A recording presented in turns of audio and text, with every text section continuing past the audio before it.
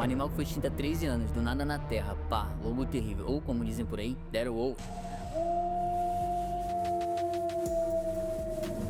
Mano, senta aí que essa é uma daquelas histórias que parece até coisa de filme. O lobo gigante, do nada, pá, voltou pra terra. Sério, não é zoeira não. Quem tá dizendo isso é uma galera de cientistas brabos de uma empresa chamada Colossal Biosciences, algo desse tipo. Eles estão tão empolgados que já prometeram até trazer aqueles bichos que só vemos em livros de história. O tigre da Tasmânia, o dodó, aquele passarinho que ninguém nunca viu voar, velho. E até o mamute cabeludo, hein? Primo dos elefantes de hoje. Agora segura essa. Tá o lobo gigante, que foi famoso até em série de TV tipo Game of Thrones. O lobo terrível foi o primeiro que eles conseguiram reviver. Eles criaram 2 filhotes e deram um nome bem estiloso para eles, Romulus e Remus.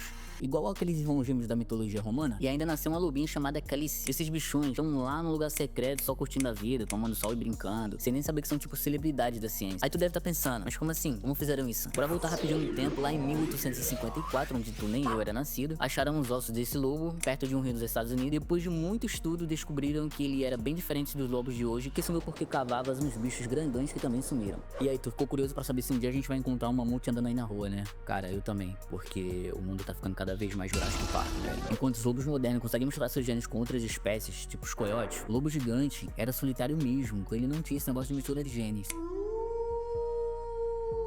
Sobre o tamanho, o lobo era sim maior que os lobos de hoje, cerca de 25% maior, mas não chegava a ser maior que um leão, como apresenta em Game of Thrones. Ele tinha cabeça mais longa e larga, mandíbulas super fortes e provavelmente pelos claros, mas que ainda pareciam com os lobos atuais. Eles viviam em bandos, que ajudava muito na hora de caçar. Agora, falando da extinção, trazer uma espécie de volta pode ser feita de 3 principais formas: reprodução reversa, pega-se animais vivos parecidos com o extinto e cruza só com os que têm características mais próximas do bicho antigo, geração após geração. Foi assim que tentaram trazer de volta o quagga, usando zebras com menos listras até nascerem bichos bem parecidos com o original. Outra forma é a clonagem, usa-se uma célula preservada do animal extinto e coloca o núcleo dela em um óvulo de um parente vivo. Foi assim que clonaram a ovelha Dolly. O clone seria geneticamente igual ao bicho extinto, mas isso só funciona se tiver célula bem preservada. E temos outra forma que é edição genética. Foi assim que criaram os novos lobos gigantes, pegaram o DNA de um lobo cinzento e editaram para incluir genes do lobo gigante, criando um animal que parece, mas não é 100% igual ao original. Só parecer com um animal extinto não garante que ele seja igual por dentro. E mesmo com toda a tecnologia, trazer um bicho extinto de volta é complicado. A cópia nunca é perfeita, seja por aparência, genética ou comportamento. A clonagem para desextinção foi usada pela primeira vez com um bucardo, uma cabra montanhesa dos Pirineus, na Espanha. O último bucardo, chamado Célia, morreu em 2000, mas cientistas já tinham coletado e congelado células dela em um ano antes. Usando essas células, eles tentaram clonar o animal. Colocaram o núcleo das células de Célia em óvulos de cabras domésticas. Foram feitas dezenas de tentativas, mas só uma cabra conseguiu dar à luz a um filhote em 2003. Infelizmente, essa cabrinha nasceu com problemas pulmonares e viveu só 10 minutos. Por isso dizem que o bucardo foi o primeiro animal a ser extinto 2 vezes. A primeira vez foi quando a Célia morreu e a segunda vez foi quando o clone morreu. Esse caso mostrou como a clonagem para desextinção é extremamente difícil, com baixíssimas taxas de sucesso e muitos desafios técnicos, como a necessidade de ter células bem preservadas e de encontrar mães de aluguel compatíveis. Além disso, mesmo que um clone sobreviva, ainda existe o problema da falta de diversidade genética. Com células de apenas um animal, não é possível reconstruir uma população saudável da espécie. O processo de desextinção via edição genética funciona assim: os cientistas analisam o DNA de fósseis do animal extinto e identificam quais genes são diferentes em relação ao parente vivo mais próximo. No caso do lobo terrível, o lobo cinzento, usando uma tecnologia chamada CRISPR, eles editam os genes das células do lobo cinzento para que fiquem o mais parecido possível com o animal extinto, mudando características como tamanho, mandíbula e pelagem. O núcleo dessas células editadas é transferido para ovos de lobo cinzento, com o núcleo removido. Esses óvulos são implantados em fêmeas saudáveis, que então dão à luz a filhote com as novas características. O maior desafio é que o DNA encontrado em fósseis está sempre muito fragmentado, então é impossível reconstruir 100% do genoma original. Outro desafio é que editar milhões de bases de DNA é um processo complexo e demorado. No caso do lobo terrível, a Colossal Biosciences ou algo assim conseguiu sequenciar partes importantes do DNA a partir de um dente de 13 mil anos e de um crânio de 72 mil anos. Eles editaram cerca de 20 regiões em 14 genes do lobo cinzento, criando filhotes com aparência e estrutura física muito parecidos com a do lobo terrível original, mas ainda assim são híbridos, não uma cópia perfeita do animal extinto. Especialistas questionam se são verdadeiros lobos terríveis ou apenas lobos cinzentos modificados. E agora, os lobos vivem no cercado vigiado, sem planos de soltá-los na natureza. Críticos argumentam que a desextinção não restaura ecossistemas, já que as presas originais do lobo terrível também estão extintas. Para muitos, o projeto é mais um espetáculo científico do que uma solução ecológica. Competição e identidade genética dos lobos terríveis modernos. Os lobos terríveis, criados pela Colossal, não são réplicas exatas da espécie extinta. Eles são lobos cinzentos, canis lupus, com 14 genes editados para imitar características físicas do lobo terrível, como tamanho, pelagem clara e mandíbula robustas, a similaridade genética com a espécie original é de 99,5%. Mas isso não os torna lobos terríveis, verdadeiros. São híbridos geneticamente modificados. Risco de extinção e competição. Ecologia diferente. O lobo terrível original, a Enociondairos, ou algo assim, foi extinto por falta de presas grandes, como bisões antigos e cavalos selvagens, não por competição com lobos cinzentos. Hoje as presas do lobo terrível já não existem, e soltados na natureza os obrigaria a caçar as mesmas presas que os lobos modernos, veados, alce, criando conflito potencial. Controle humano. Atualmente os lobos da colossal vivem em cativeiro, sem planos de reintrodução na natureza. Se soltos, enfrentariam desafios como falta de adaptação comportamental, não aprenderão a caçar em bandos, e possível rejeição por lobos cinzentos. Críticas éticas e conservação. Prioridades equivocadas. Projetos de desextinção consomem recursos que poderiam salvar espécies ameaçadas hoje, como o rinoceronte branco do norte. Apenas 2 indivíduos restantes. Falsa solução. Recriar animais extintos não resolve problemas como desmatamento, caça ilegal ou mudanças climáticas, causas reais do colapso da biodiversidade. Editar 0,001% do DNA não recria uma espécie. Humanos compartilham 98,8% do DNA com chimpanzés, mas ninguém os considera quase humanos. A volta do lobo terrível é mais um feito tecnológico do que ecológico. Enquanto 1 milhão de espécies atuais estão ameaçadas, investir em sua proteção, como preservar florestas e combater a raça, é mais urgente. Como disse um biólogo, desextinção é como enxugar gelo, não resolve o vazamento no telhado.